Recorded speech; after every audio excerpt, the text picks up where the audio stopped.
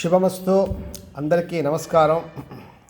ప్రశ్న సమాధానం శీర్షికలో భక్తులు అడిగిన ప్రశ్న, స్వామి దేవతార్చన ఎవరికి చేయాలి, ఎంతమందికి చేయాలి అని ప్రశ్న ఇది.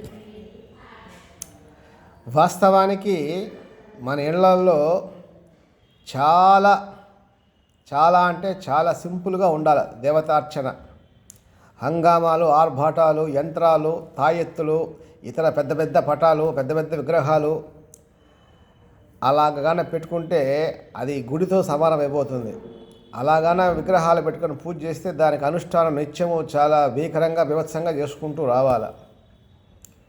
పైపెచ్చు ఓంకారానికి మించినటువంటి దేవతార్చన ఇంకొకటి లేదు, వేద ప్రమాణంతో చెప్తున్నా. ఎందుకంటే బ్రహ్మ అనేది అకారం, విష్ణువు అనేది ఉకారం, మహేశ్వరుడు అనేది మకారం. అకార ఉకార మకారాలే ఓంకారం. అంటే మనమందరం కూడా ప్రధానంగా ఇంట్లో పెట్టుకోవలసిన ఫోటోలైనా విగ్రహాలైనా ఇదే పెట్టుకోవాలి. ఓంకారంగానే పెట్టుకుంటే సమస్త దేవతల్ని కూడా మనం పూజ చేసిన ఫలితాన్ని మనకు భగవంతుడు ఇస్తాడు. ప్రత్యేకించి మనం ఎన్ని రకాల దేవుళ్ళు ఉన్నారో అందరినీ దేవుళ్ళు పెట్టుకుంటూ పోతే మన ఇల్లు చాలా ఇంకా అది పెద్ద పుణ్యక్షేత్రంతో అయిపోతుంది అన్నమాట. అది అందువల్ల అట్లా లేకుండా ప్రధానంగా ఈ ఓంకారం అనేటువంటి ఈ ఫోటోని పెట్టుకుంటే చాలు.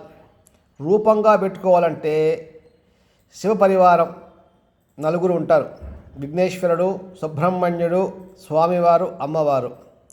రెండవది లక్ష్మీ నారాయణులు. మూడవది సరస్వతి. ఈ మూడు పెట్టుకుంటే 3 కోట్ల కంటే మించిన దేవుళ్ళతో మనం పూజలు చేసుకున్న ఫలితాన్ని మనకి ఇస్తాడు. ఆ పూజ చేసేటప్పుడు కూడా ఎంతసేపు చేసాం గంట తలపడి అని కాకుండా చేసేంతసేపు మన మనస్సు ఎలా ఉన్నది అనే భావనే ఆలోచిస్తూ చేసుకోవాలి. చిత్తశుద్ధి లేని శివ పూజ లేరా అంటాడు భగవంతుడు. చూసేది అదే. మనం ఎన్ని రకాల ఆర్భాటాలు చేసాం, ఎన్ని రకాల పూలు వేసాం, ఎన్ని రకాల నైవేద్యాలు పెట్టామని చూడు. చేసినంతసేపు మన మనస్సు బుద్ధి ఎలా ఉన్నదో అదే పరీక్షిస్తాడు, అదే పరిశీలన చేస్తాడు ఈశ్వరుడు.